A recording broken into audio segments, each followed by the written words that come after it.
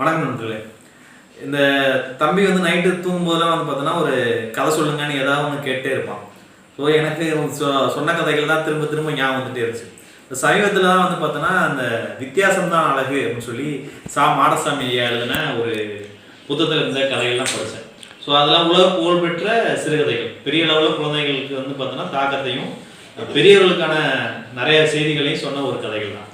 So அந்த கதையில் வந்து பார்த்தோம்னா என் மகனுக்கு நான் சொன்ன கதை வந்து பார்த்தோன்னா அந்த ஹாப்பி லைன் அப்படிங்கிற ஒரு கதை தான்.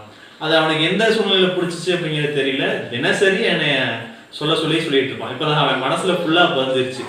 அந்த கதைகளே வந்து பார்த்தோன்னா குழந்தைகளுக்கான கதைகளும் பெரியவர்களுக்கான நீதியும் தான். ஸோ ரொம்ப ஒரு எளிய கதையாக இருக்கும், ஆனால் ரொம்ப ஒரு இன்ட்ரெஸ்ட் தீவிரமான ஒரு செய்தியை வந்து பெரியவங்களுக்கு கிடக்கும். ஸோ அந்த ஹாப்பி லைன் கதையை வந்து பார்த்தோம்னா சுகன் சாய் வந்து உங்களுக்கு சொல்லுவார். அந்த கதையை வந்து சுகன் சாய் சொல்லுவார். சொல்லுங்க. இது ஒரு சர்க்கஸ்ல சிங்கம் எல்லாரும் வந்து குர்பானி ஆடம் எல்லாம் சொல்லுவாங்க. ஒரு சர்க்கஸ்காரே புட்டாம எல்லாரும் குர்பானி ஏற்க சொல்றாங்க.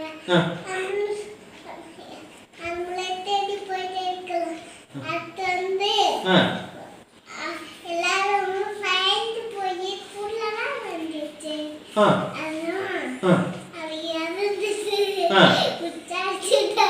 பயத்துல குட்டி தம்பி ஒரு சிட்டி பையன்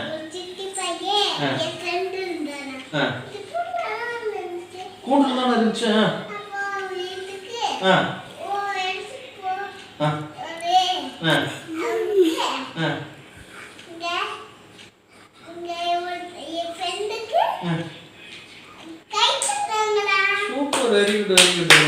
அதாவது அந்த குழந்தை வந்து பார்த்தோன்னா ஒரு சிங்கம் இருக்கு. அந்த சிங்கம் வந்து பார்த்தோன்னா அது ஒரு கூண்டுக்குள்ளேயே தான் வச்சிருக்காங்க. அந்த கூண்டுக்குள்ள இருக்க வரையும் சிங்கம் வந்து பார்த்தோன்னா பார்க்க வரவங்க எல்லாம் வந்து பார்த்தோன்னா வேடிக்கையா ஹலோ சொல்ல குட் மார்னிங் சிரிக்கிறதுன்னு இருக்கு. அந்த சிங்கம் ரொம்ப மகிழ்ச்சியாக தான் வந்துட்டு இருக்கு.